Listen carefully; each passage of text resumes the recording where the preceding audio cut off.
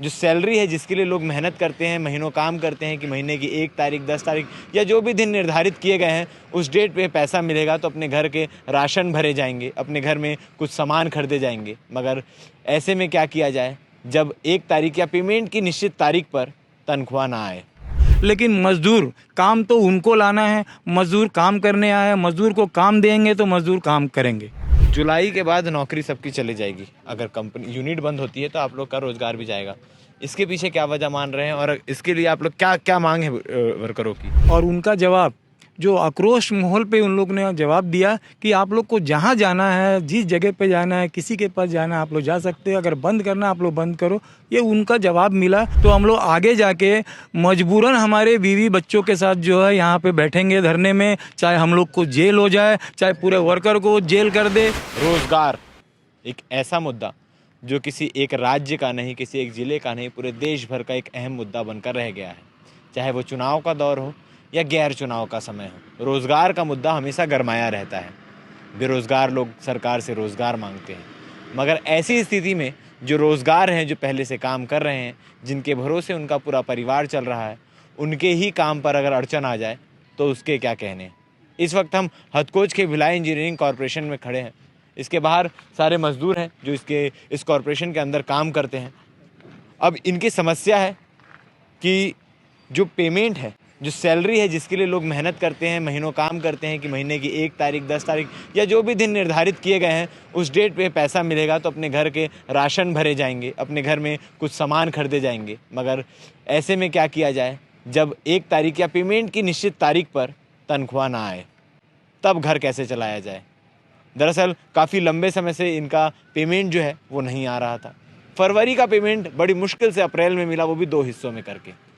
उसके बाद आता है मार्च, अप्रैल और अब हम जहाँ खड़े हैं मई की आज 27 तारीख है और ये 2 महीनों का बीते 2 महीनों का पेमेंट, बीते 2 महीनों की सैलरी भी इनके पास नहीं पहुंची है। और इसी बीच में हड़ताल के भी नाम पर इन पे केस किया जाता है श्रम विभाग में। 16 दिन क्योंकि ये कर्मचारी बिना हल्ला गुल्ला किए एक पेड़ के नीचे एकजुट होकर बैठते हैं सैलरी की मांग को लेकर।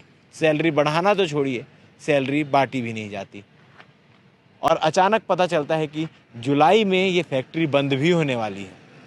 अब क्या किया जाए, रोज़गार कहाँ से लाया जाए? कर्मचारी इनसे बातचीत करेंगे। क्या कुछ पूरा मामला है?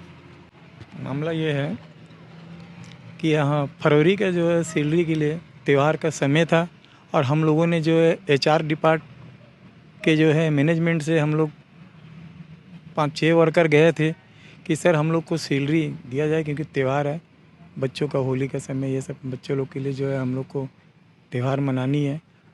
तो हम लोग गए थे तो उनका कहना था कि सैलरी और कोई विषय में हम लोग बात करना नहीं चाहते, आप लोग सैलरी का कोई बात ना सुनना चाहते हैं। और उनका जवाब, जो आक्रोश माहौल पे उन लोग ने जवाब दिया कि आप लोग को जहाँ जाना है, जिस जगह पे जाना है, किसी के पास जाना है आप लोग जा सकते हैं, अगर बंद करना आप लोग बंद करो। ये उनका जवाब मिला। उसके बाद जो पूरे बाकी कर्मचारियों को पता चला उनका जवाब ऐसा मिला है तो लोग आक्रोशित और दहशत में आए हैं। उसके बाद जाके फिर हम लोग दूसरे दिन भी फिर गए थे, हम लोग पूरे लोग एक झुंड गए थे कि सर सैलरी हम लोग को जो है कब दिया जाएगा, एक निर्धारित डेट बता दो, या कोई आप नहीं बोल पा रहे हो तो आपके ऊपर टॉप लेवल के कोई मैनेजमेंट होगा उनको बुलाइए। तो उन्होंने जो है कोई चीज़ों का आश्वासन नहीं दिया। हम लोग शांतिपूर्वक जो है कोई आएगा बात करेगा ऐसे करके हम लोग 16 से 17 दिन तक वहाँ बैठे, लेकिन कोई नहीं आया। जब तक हम लोग बैठे हुए थे वो लोग अंदर ही अंदर जो है जाके जो फ़ोटो खींचे, फ़ोटो खींचने के बाद जो वो लोग श्रम विभाग में लगाए, हड़ताल घोषित किए। किसी प्रकार की नारेबाजी या कुछ नहीं किए। हम लोग शांतिपूर्वक सैलरी के लिए जो है बैठे हुए थे। लेकिन जब आप लोग अंदर बैठे थे तो अंदर का काम धाम कैसा था? चल रहा था काम धाम? जो उन लोग का जो काम था, जो उनको प्रोजेक्ट जो मिली थी वो ऐसी चल रही थी। इनके पास फंड नहीं है, कुछ जो भी नहीं है। इनका कहना था कि हमारा फंड नहीं है, कोई सामान नहीं ला पा रहे हैं, कुछ नहीं ला पा रहे हैं, इनका कहना है।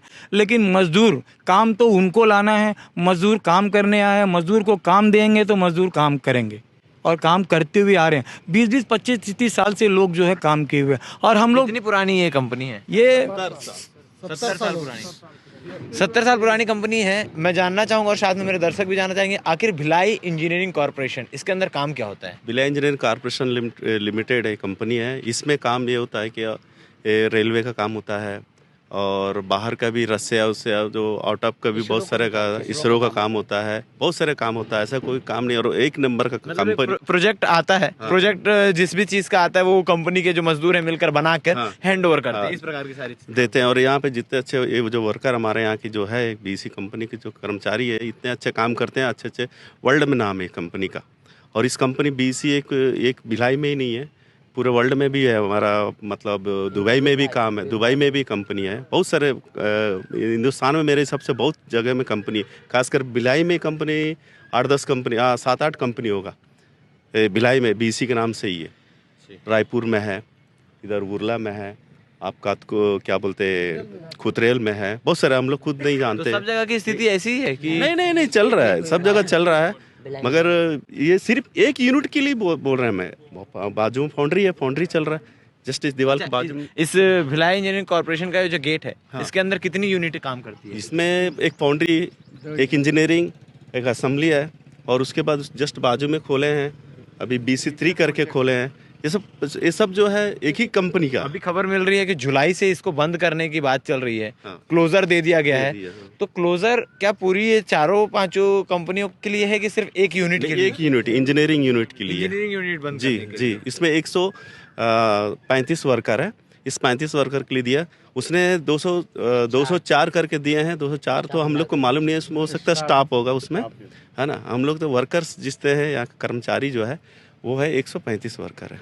तो जुलाई के बाद आप लोग का क्या होगा फिर? जुलाई के बाद हम लोग सोच रहे हैं भाई, जुलाई के बाद हम लोग तो अभी तक जितने भी पेन कलम से काम चला रहे हैं और पेपर वर्क से काम चला रहे हैं, इसके बाद हम तो सोच रहे हैं उसका सिचुएशन के हिसाब से हम लोग सोच रहे हैं कुछ करना, आगे कुछ काम ऐसा काम करेंगे कि कुछ हम लोग को रिजल्ट मिले। जुलाई के बाद नौकरी सबकी चली जाएगी, अगर कंपनी यूनिट बंद होती है तो आप लोग का रोजगार भी जाएगा।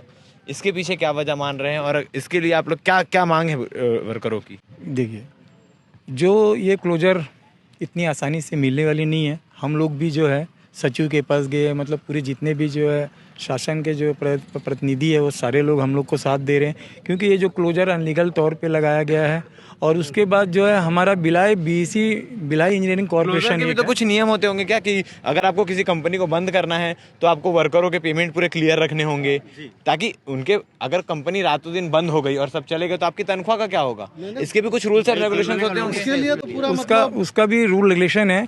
वो हेल्थ एंड सेफ्टी और हम श्रम विभाग और उसके बाद कोर्ट में हर जगह में जो है उनका जो नियम कानून से हम लोग चल रहे हैं। अभी तक ऐसा कुछ एक्शन हम लोग नहीं लिए हैं, लेकिन इसी टाइप का रवैया रहा तो हम लोग आगे जाके मजबूरन हमारे बीवी बच्चों के साथ जो है यहाँ पे बैठेंगे धरने में, चाहे हम लोग को जेल हो जाए, चाहे पूरे वर्कर को जेल कर दे, तो भी हम लोग जो है यहाँ पे बैठेंगे, लेकिन हमारा रोजगार को हम लोग जाने नहीं देंगे। और पूरा भिलाई इंजीनियरिंग कॉर्पोरेशन पे जो असर पड़ेगी और पूरा टोटल हम लोग बंद करेंगे। लेकिन जैसे कंपनी अगर लॉस में चल रही होगी तभी उन्होंने क्लोजर डाला, तो कंपनी अगर लॉस में चल रही है तो कंपनी क्या करेगी? आप लोगों को कहाँ से नौकरी देगी? तो उसका भी रास्ता है सर, उसका भी रास्ता है, ताकि जो है आप बंद कर रहे हो 135 कर्मचारी है और हम लोग अलग यूनिट में भेज दो, हम लोग को रोजगार दे दीजिए, क्योंकि यहाँ पे लाइसेंस एक है। हम लोग BC ग्रुप में ज्वाइनिंग किए हैं, लाइसेंस एक है। अभी तो आप लोग ग्रुप में ज्वाइन किया, ना कि एक यूनिट में। अब आप लोग किसी भी यूनिट में काम कर रहे हो, वो बंटवारा आप लोग की हुई है। आप लोग आपस में ये यूनिट चलाना करके आप लोग चला रहे हो, लेकिन उसका जो अंदर मालिक अलग अलग है, सब यूनिट मालिक अलग अलग है, लेकिन एक परिवार के हैं। लेकिन उसमें जिम्मेदार मजदूर तो नहीं है, मजदूर तो काम करने हैं। यूनिट का मालिक कौन है? बीनू जैन MD है यहाँ का। और उसके बाद जो है काफ़ी स्टाफ तो ऐसी 4 महीना 5 महीना 6 महीने से सैलरी नहीं दिया जा रहा करके वो लोग भी छोड़ के इधर उधर चले गए, लेकिन मजदूर तो नहीं जा पाएंगे, एम्प्लॉई है। हम लोग 20-25 साल अभी इस उम्र में दूसरी फैक्ट्री में कहाँ जाएं? कौन हमको जॉब देगा? कोई जॉब नहीं देगा। यहाँ पे कम से कम स्टार्टिंग देखा जाए तो 20 साल से कोई कम में नहीं है। 20 से 40-42 साल तक जो लोग यहाँ काम करके हैं, अभी जो सीनियर लोग हैं, ये भाई साहब जो 40 साल के काम किए, भैया भी हमारे 28-38 साल इनके सर्विस हो गया है। ऐसे कई लोग हैं 40-42 साल सर्विस किए, लास्ट में बोले हुए आगे। हाँ जी, तो ऐसे लोग हैं, इनका होगा 40-42। आप काफ़ी उम्र दराज लग रहे हैं। आप कब से इस कंपनी में काम कर रहे हैं? मेरे को 1985 से 85 से इसी कंपनी में। इसी में। इससे पहले कभी ऐसा हुआ इस कंपनी में कि तनख्वाह समय पे नहीं मिलना या कोई परेशानी मजदूरों के साथ? अभी तो 2011 से इसे ही धीरे धीरे चल रहा है, कभी मिलता 2011 से ही ये परेशानी शुरू हो चुकी है और अभी 24 आ गया, मतलब लगभग 13 साल 12-13 साल हो चुके हैं। यही चल रहा है। यही चल रहा है। कभी लेट होता है, कभी 2 महीना बाद, 3 महीना ऐसे ऐसे चलता है। वर्करों की मांगे क्या होगी, अगर वर्कर क्या चाहते हैं, अगर इन शॉर्ट में सर कोई अलग मांग कुछ नहीं है, हमारा पेमेंट बढ़ा वो कोई मांग नहीं है। हमको ये बोलते हैं हमारी टाइम पे पेमेंट चाहिए सर। आप काम लाइए, काम करेंगे, अगर काम नहीं करेंगे उसके एक्शन आप लीजिए, मगर काम करने के बाद आप पेमेंट लेट देते हैं।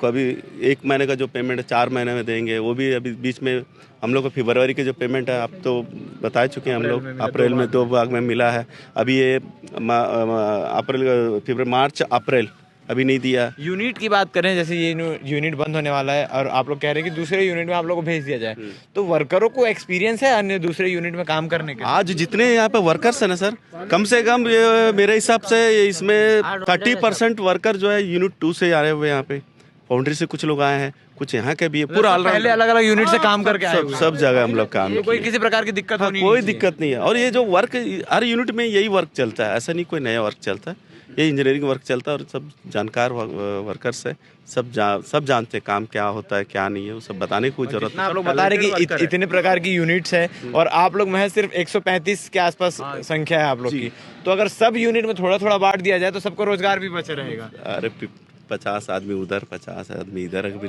ले लेगा तो भी हमारा वर्कर्स को कोई बहुत ज़्यादा नहीं है, इन लोग ले सकते हैं। मगर यही है सर, पर हम तो चाहते थे कि हमारी कंपनी ही वापस पुनः चालू हो जाए। और हमारे मालिक से ये विनती है कि वो अच्छा काम फिर से लाए और मजदूरों को एक बार काम करने के लिए तैयार है, बस महीने की तनख्वाह बस हम यही मांगे कि समय पे वेतन दीजिए। हमारी क्या गलती थी, सिर्फ हमने वेतन ही तो मांगा था और उससे तो कुछ नहीं मांगे। मालिक अच्छा इंसान है, बहुत अच्छा है, उनका धन्यवाद तो देना चाहेंगे। बाकी बस समय के अनुसार जो हो गया अब उसके लिए कुछ नहीं कर सकते। घर में इंतजार रहता है कि 1 तारीख को या किसी भी तारीख को तनख्वाह आएगी जी।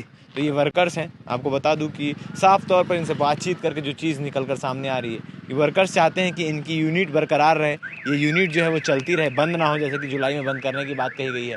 और तनख्वाह को लेकर एक दिन निर्धारित कर दिया जाए, एक तारीख निर्धारित कर दिया जाए, उन तारीख को इनके खाते में या फिर इनके इन हैंड पैसा आ सके, वेतन आ सके, ताकि अपना घर चला सके। बाकी क्या कुछ होता है, हम कंपनी के मालिक से या फिर जो भी जिम्मेदार अधिकारी हैं उनसे बात करने का प्रयास करेंगे, वो इस पक्ष में क्या कहना चाहेंगे, वो अपना पक्ष क्या रखना चाहते हैं। तब तक के लिए बने रहिए हमारे साथ। धन्यवाद।